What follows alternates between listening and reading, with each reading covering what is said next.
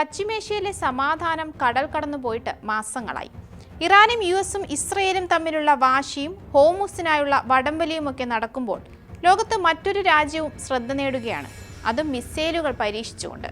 വേറെ ആരുമല്ല, അത് ഉത്തര കൊറിയയാണ്. ആധുനിക യുദ്ധമുറകൾ ലക്ഷ്യമിട്ട് ആർട്ടിഫിഷ്യൽ ഇന്റലിജൻസ് നിയന്ത്രിക്കുന്ന ക്രൂയിസ് ബലിസ്റ്റിക് മിസൈലുകൾ വിജയകരമായി പരീക്ഷിച്ചിരിക്കുകയാണത്രേ ഉത്തര കൊറിയ.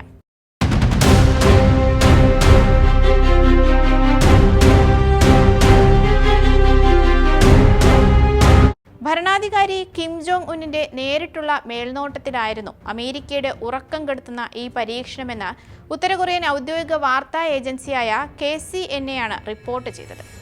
അമേരിക്കയുടെയും ദക്ഷിണ കൊറിയയുടെയും സംയുക്ത പ്രതിരോധ സംവിധാനങ്ങളെ തകിടം മറിക്കാൻ ലക്ഷ്യമിട്ട് ഉള്ളതെന്ന് നിരീക്ഷകർ വിലയിരുത്തുന്ന ഈ നീക്കത്തെക്കുറിച്ച് നമുക്ക് വിശദമായി പരിശോധിക്കാം. ഞാൻ അമ്മു. ചൈനയുടെയും റഷ്യയുടെയും പരസ്യമായ പിന്തുണയ്ക്ക് പിന്നാലെയാണ് കൊറിയൻ ഉപദ്വീപിൽ വീണ്ടും ശക്തി പ്രകടനവുമായി ഉത്തര കൊറിയ എത്തിയത് എന്നതാണ് ഇവിടെ പ്രധാന കാര്യം. പടിഞ്ഞാറൻ രാജ്യങ്ങളുടെ സമ്മർദ്ദങ്ങൾക്കെതിരെ റഷ്യൻ പ്രസിഡന്റ് വ്ളാഡിമിർ പുടിനും ചൈനീസ് പ്രസിഡന്റ് ഷീ ജിൻപിങ്ങും നിലപാട് വ്യക്തമാക്കി ദിവസങ്ങൾക്കകമാണ് ഉത്തര കൊറിയയുടെ ഈ സാഹസം. ആധുനിക യുദ്ധ സാഹചര്യങ്ങൾക്ക് അനുയോജ്യമായ രീതിയിൽ ആയുധങ്ങളും അവയുടെ ഓട്ടോമേറ്റഡ് ലോഞ്ച് സിസ്റ്റങ്ങളും വിജയകരമായി നവീകരിച്ചതായി കിം ജോങ് ഉൻ അവകാശപ്പെട്ടിട്ടുണ്ട്.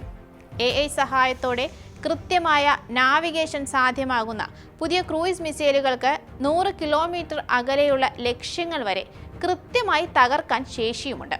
തത്സമയ ഡേറ്റ വിശകലനം ചെയ്ത് ലക്ഷ്യസ്ഥാനങ്ങളുടെ മാപ്പ് തയ്യാറാക്കാനും അവ കൃത്യമായി ലോക്ക് ചെയ്യാനും AI സാങ്കേതികവിദ്യ മിസൈലുകളെ സഹായിക്കും. ഇവ ദക്ഷിണ കൊറിയൻ അതിർത്തിയോട് ചേർന്നുള്ള പീരങ്കിപ്പടയുടെ ഭാഗമാക്കുമെന്നും കിം അറിയിച്ചിട്ടുണ്ട്.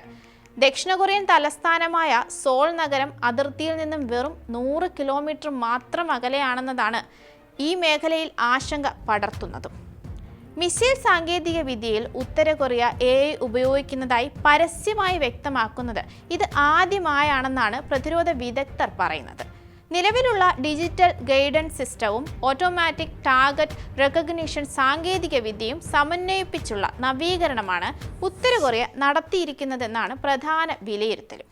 എന്നാൽ ഹ്രസ്വദൂര ബലിസ്റ്റിക് മിസൈലിന് പുറമെ മറ്റു ചില ആയുധങ്ങളും ഉത്തര കൊറിയ തൊടുത്തുവിട്ടിട്ടുണ്ട്.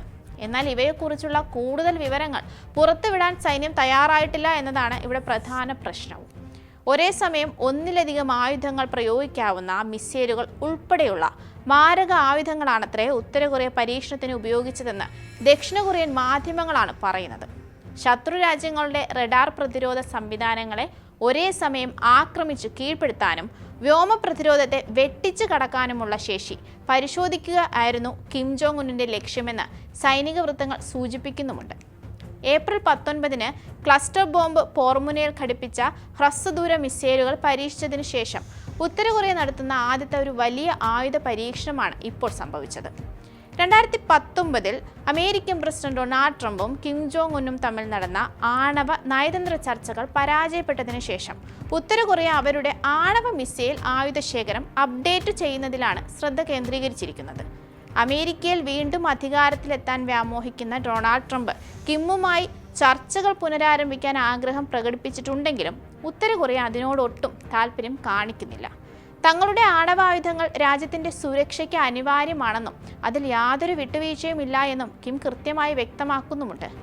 ഇതിലെല്ലാം റഷ്യയുടെയും ചൈനയുടെയും പങ്കെന്ത് എന്ന് ചോദിച്ചാൽ കഴിഞ്ഞ ആഴ്ച ബെയ്ജിങ്ങിൽ നടന്ന ഉച്ചകോടിയിൽ റഷ്യൻ പ്രസിഡന്റ് വ്ളാഡിമിർ പുടിനും ചൈനീസ് പ്രസിഡന്റ് ഷീ ജിൻപിങ്ങും ഉത്തര കൊറിയയ്ക്ക് അനുകൂലമായി എടുത്ത ശക്തമായ നിലപാടുകളാണ് പുതിയ പരീക്ഷണത്തിന് കിം ജോങ് ഉന്നിന് ധൈര്യം പകർന്നതെന്നാണ് അണിയറ സംസാരം. കാരണം ഉത്തര കൊറിയയ്ക്കെതിരെയുള്ള പടിഞ്ഞാറൻ രാജ്യങ്ങളുടെ സാമ്പത്തിക ഉപരോധങ്ങൾ, വിദേശ നയപരമായ ഒറ്റപ്പെടുത്തലുകൾ, സൈനിക സമ്മർദ്ദങ്ങൾ എന്നിവയെ ചൈനയും റഷ്യയും സംയുക്ത പ്രസ്താവനയിലൂടെ ശക്തമായി എതിർത്തിരുന്നു.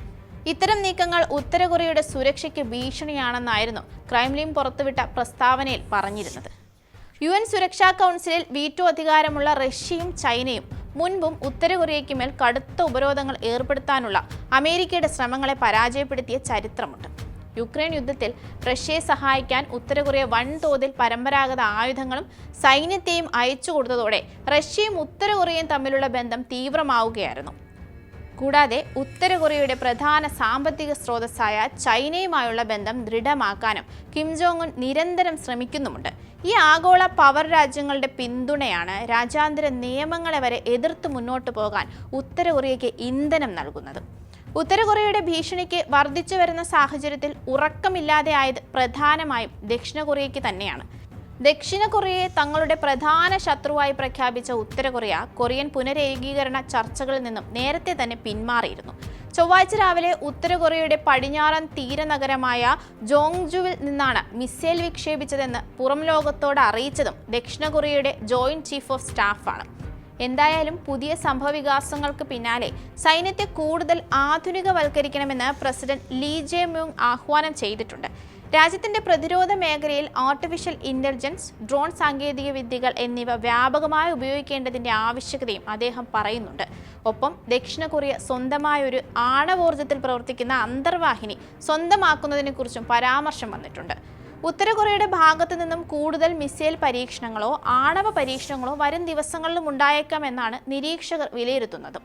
അതിനാൽ തന്നെ അമേരിക്കയും ദക്ഷിണ കൊറിയയും ജപ്പാനും ഉൾപ്പെടുന്ന സഖ്യം ഈ മേഖലയിൽ നിരീക്ഷണം ശക്തമാക്കി എന്ന വാർത്തകളും വരുന്നുണ്ട്. പശ്ചിമേഷ്യയിൽ ബുദ്ധിമുട്ടിയിരിക്കുന്ന ലോകത്തിന് ഈ പുതിയ സംഭവവികാസങ്ങൾ എങ്ങനെ ആഘാതം സൃഷ്ടിക്കുമെന്ന് ഇനി കാത്തിരുന്ന് കാണേണ്ടി വരും.